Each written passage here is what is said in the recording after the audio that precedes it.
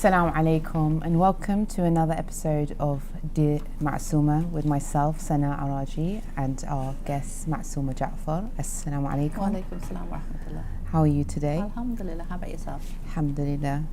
Thank you for joining us again for another episode, and inshallah we're going to answer one of our viewers' questions. So let's get to it. So we have another question or a letter from someone who says, Dear Masuma, I live in the West with my family, and unfortunately my husband passed away from an illness, which means I have to solely look after our children.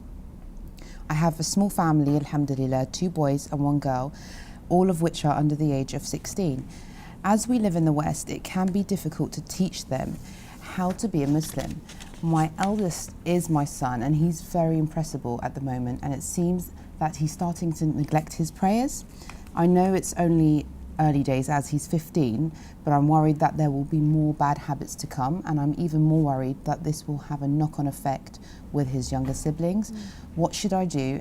I'm just so worried that my children will be jahil, and if that happens, is the blame on me? Will I be punished? It's having a dramatic effect on my mental health. Please advise. Wow, okay. Bismillahir Rahmanir Rahim. First and foremost, it's really sad that she feels so alone and that she feels like she's bringing up her 3 children on her own. I think this is where you turn to the extended family, the community, other brothers and sisters within Islam to help, because honestly, bringing up children is not just on the mother and the father. It is a whole community affair, and I think that's really important to recognise.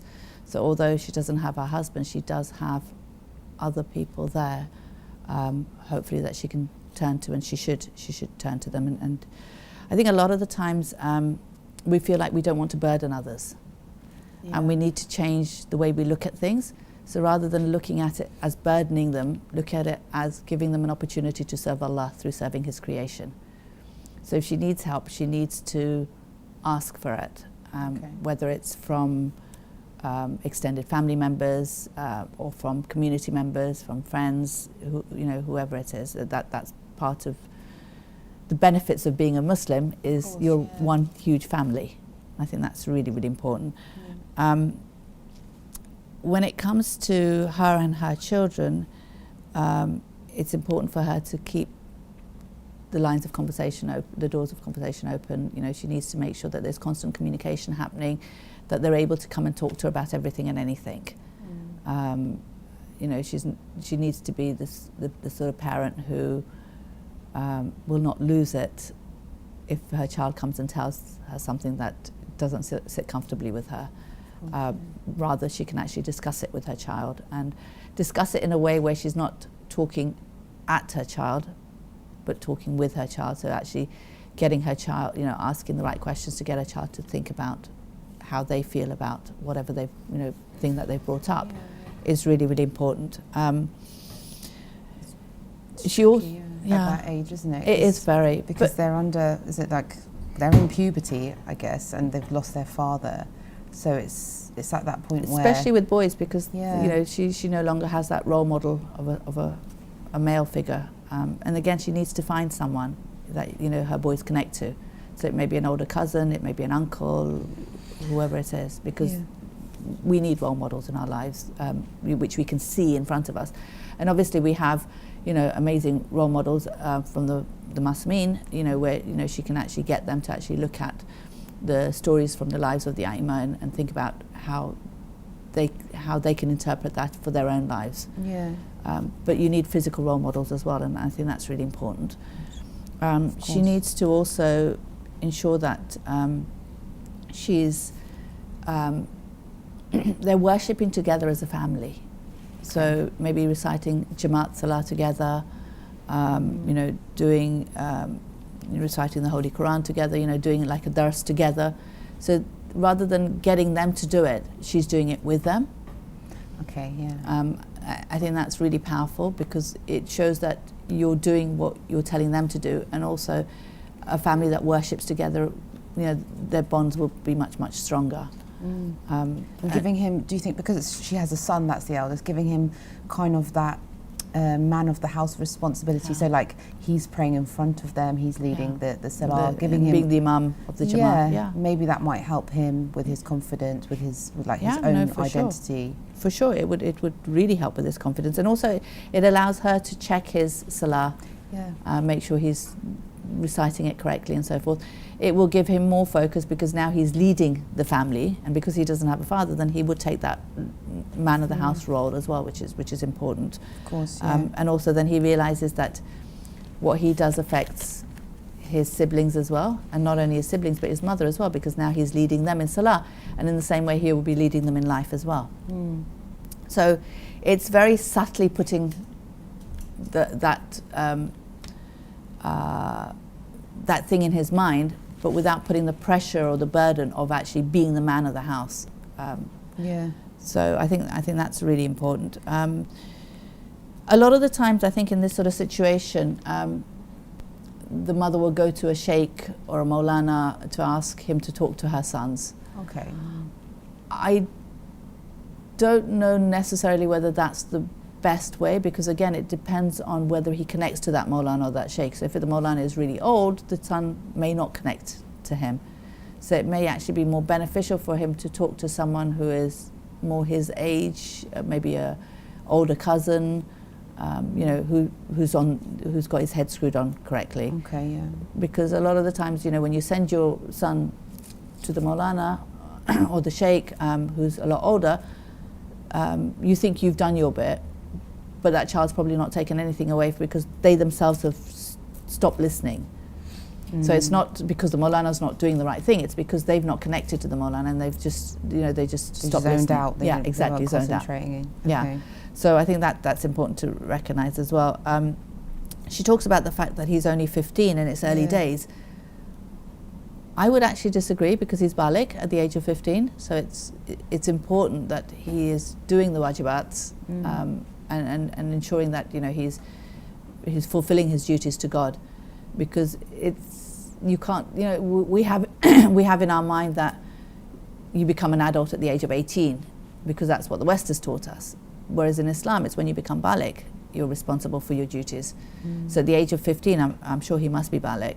Of course, So it's important for her to recognize that it's not actually early days. It's important that he's doing the wajibat. So if he's not praying, if he's neglecting his prayers, then she needs to, sit him down and actually talk to him and ask him why he's not praying, why he thinks that God has made salah obligatory on us, what are the benefits of it, what difficulty does he find in it, why, and have that conversation with him so that she can actually see where his head is at, what his understanding of salah is, and then hopefully try to get him to understand how important it is for himself that he prays.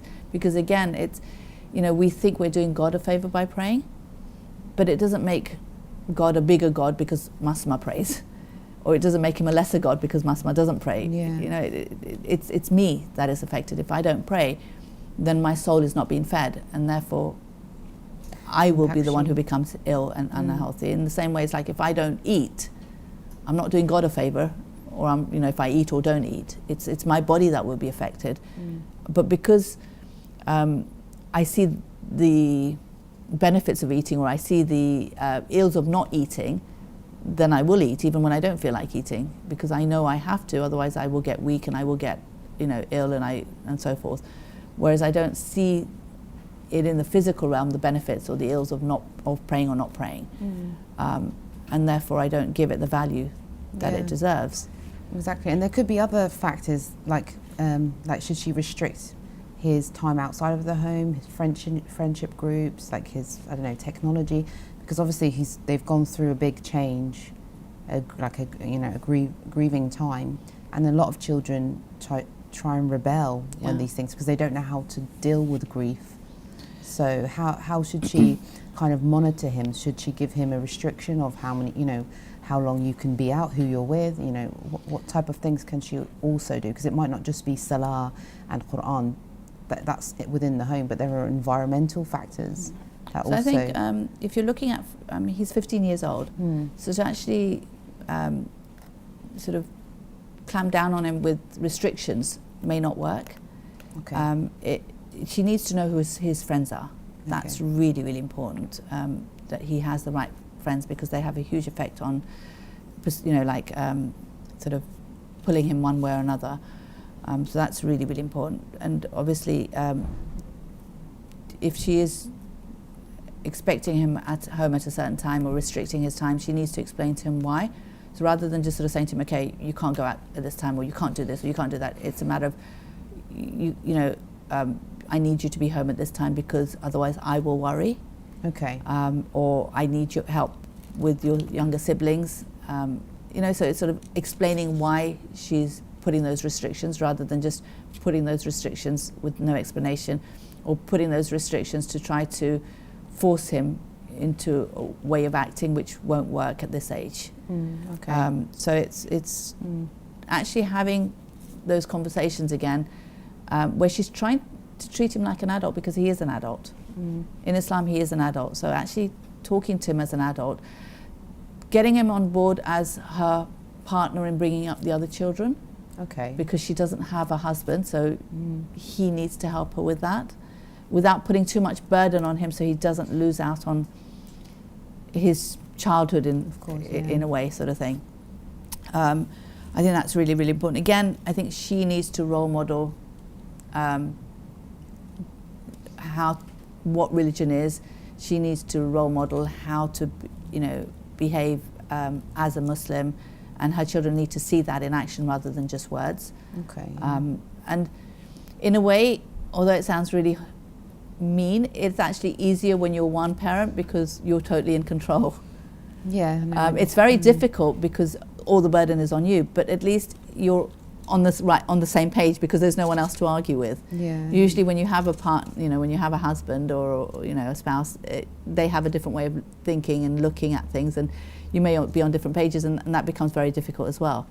So there are pluses and minuses to all life situations, and I think recognizing that and concentrating on the pluses rather than the minuses will help her mental state as well. Of course, yeah. The thing that I really want to look at, which I think is really, really powerful, is that she talks about that she's worried that my children will be jahil, and if that happens, is the blame on me? Will I be punished? And it's having a dramatic effect on her mental health. I think that's quite powerful, because I think a lot of parents don't know when to step back, when not to, how much blame is on them. You're in control to a certain extent when your child is young. And that's probably only up to the age of 2, because then when the terrible twos kick in, the child becomes independent. And that's what the terrible twos is about, trying to, the child showing their independence and, sort of showing that you can't control me anymore. Exactly, yeah. And that's where the tantrums come from, because, they're just recognizing that they no longer need to listen to you. But they will continue to a certain extent, because they still have this love of wanting to please their parents till about, I suppose, 6, 7, and then they start sort of wanting to please their friends more than their parents, and the whole dynamics of relationships changes then. My question would be, when does a parent step back from being a parent? It's very true. Never really, is it? Exactly, because you're always a parent.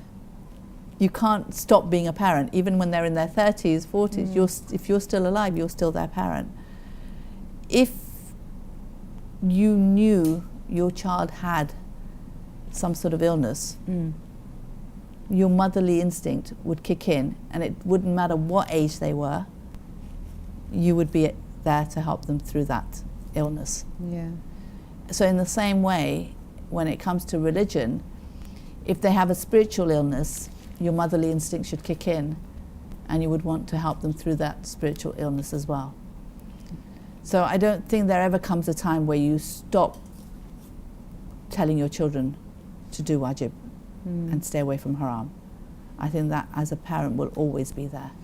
It just requires a lot of patience, really, isn't it? Because you'll be faced with this, especially as a teenager.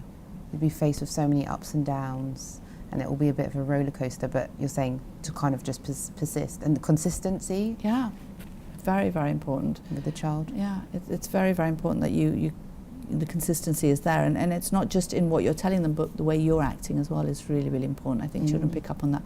And again, if you're treating him like an adult and talking to him and explaining to him, that's more powerful than talking at him. As teenagers, they will switch off the minute they feel like they're being lectured to. So it's really important that she has these conversations. She needs to, again, I don't know how she's brought up her children, but she needs to ensure that her children's belief system is strong. You know, the foundation is there. So if she's not actually sat down and you know, talked to them and had those discussions of why there is a God, why he must be just, why there must be a day of judgment, and why he chose to send down messengers and so forth. She needs to have those conversations. It's not enough that they're taught this in the madrasa. It's something that you need to constantly be learning and bettering your knowledge on.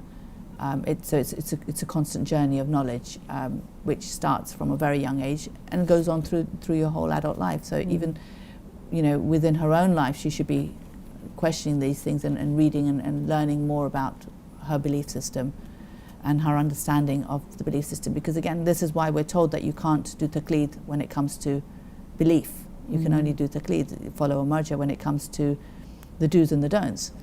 So it's important that she not only has her foundation strong, but also helps her children's foundation to grow very, very strong. Okay. Because then when they don't do something, she can relate it back to their understanding of God. Okay. So it's okay, so you didn't pray your Zuhur today. Why? How will that affect you? Why do you think God told you to pray it? What do you think that will do to your soul? You know, and actually getting him to think about that. Does it make a difference to God that you didn't pray it? From a perspective of, does it affect God? No. But from the perspective of course he wants you to pray it, because that's what your soul requires to grow stronger. And if your soul grows stronger, then it will be able to reach its potential, and therefore you'll be able to reach your perfection. And therefore when you go back to God, you will walk straight into paradise. So it's the 3 P's: potential, perfection, and paradise. Okay. And it's about recognizing that this world has been, God has created this world for us to grow in. Just like the womb of the mother is for the fetus to grow, the world is for the soul to grow. And once we've grown and reached our potential, then we no longer require this world, and we move on to the next world. And again, it would be a beautiful way to teach the children that their father hasn't just died, he's moved on to the next stage of his journey, because I'm sure that must have had a huge impact on the children as well, the death of their father. Exactly. So understanding that this world is a very transient, temporary world, and it's only like the womb of the mother, whereas once the fetus has grown to a certain level, it can't remain in the womb, otherwise it will die. So it needs to come out of the womb and come into the world. In the same way, the world is the womb for our soul. And once my soul has grown to a certain level, it will move out of this world into the next realm. Okay. Yeah. So your father is already on his journey, and he's waiting for us to move on our journey. And again, that will give them something to work towards so that they can join their father. Yeah, it's a good way of thinking, really. But if, for example, a child is putting up barriers and the mother is finding it difficult to have these conversations with their child, they're not listening, maybe this experience has kind of made them shut their walls and they don't want to just talk about anything. How could she go about building a relationship? Like, what could she do? Does she take him out just by himself, have a bit of one-on-one time? How can she kind of recoup that bond between the two of them? Maybe that child was like really close with their father and confided in their father, and now that person is gone, they've shut themselves off. So, I mean, he's the eldest, so I'm sure he remembers his father the most. I don't know the age of the others, and I don't know how long their father has passed away. But obviously, he will be affected the most because he's the eldest and he has, more memories and more of a relationship with his father when it comes to sort of remembering things. So he will be affected the most. But even I think the others, I think, you don't have to wait until breakdown happens. Okay. I think it's important that you have a one-to-one with each of your children. You spend time as a family, but you need to also spend time on a one-to-one with each child. And I think that's really, really important for parents to do. For both mothers and fathers to have a one-to-one, so that the child is building a relationship with the mother on their own and the father on their own, and then they're building the family relationship as well. And then they're building the sibling relationship as well, and that can only, and then the parents need to have have time on their own, so they're building the couple relationship, and all these relationships are built by having that quality time. So it's important to recognize that, and it doesn't necessarily mean that there has to be something going wrong before you do that. You should be doing that beforehand anyway. Yeah. So I think that's really, really important, and maybe getting him to actually have time out with his siblings. Again, giving him that authority of you're the elders. Maybe you need to talk, especially to the brother. You need to talk to your brother. So sort of, or she could actually be discussing something about the siblings with him. It's like, oh, your brother or sister did this. How do you think we should approach it? That's a good idea. Yeah. So again, giving him that role of being the one that the mother relies on. But again, you don't want to overburden him. You've also got to realize that he is still a child, or I know he's an adult according to Islam, and 15-year-old, but he is. You don't want to overburden him. You want to sort of let him have a relaxed time as well, but you want to show that you do value his input, and I think that's really important, because once you give a child a role and you value their opinion, then they will live up to that role. Yeah. And I think that's very, very powerful. Yes, that's a good point to make. And I didn't want to forget about the mother's mental health as well. So she's having to deal with all of this, and it'd be dangerous to kind of forget her own mental health. She would also need to kind of make sure that she's okay. And, would you suggest that she perhaps goes and seeks help or speaks to someone in her community for her own personal self? Yeah, so I think when you're the only parent, it's really difficult to find time for your own self. And I think just having that me time will help with that as well. So it's not even necessary that she needs to go to someone. It may just be that she's so inundated with just being a parent on her own. She just needs that me time. And so I think that's really, really important to recognise. Secondly, she talks about the blame that she feels. Will she be blamed? And she's obviously worried about that. Will she be punished? If she's done the best that she can, and she's put the foundation in, and she's spent time teaching her children, then in the end they are adults, and it's their journey and it's their decision. And I'm not saying she should step away from it, but what I'm saying is the blame's not on her. So as long as you've done everything you can as a parent when they were younger, before they became baligh, then when they become baligh, then they make their choices and their decisions. And hopefully they're making the right choices because you've actually taught them the right things. So recognizing that they are their own person and they will be held responsible for that, and that the accountability is not on her so much with that, is really important. The other thing that she can do is, maybe if she feels like he needs to talk to someone else, they could go together, and he could go on his own and she could go on her own. So they're getting, someone who's helping them through their own issues personally, but then as, through their issues together as well. That's a good way, that helps as well.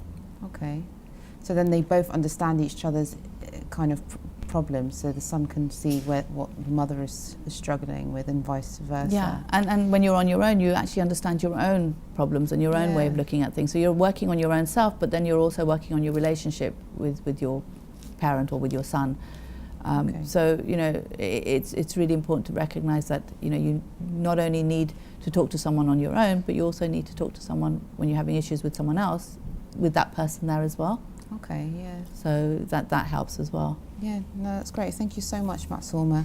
And inshallah, hopefully this has helped our viewer with any of the concerns, and any other viewers who have had similar situations. And please do send in or call us with any queries and questions that we can put forward to Masuma. And inshallah we'll see you next time for another episode of Dear Masuma. Assalamu alaikum wa rahmatullahi wa barakatuh.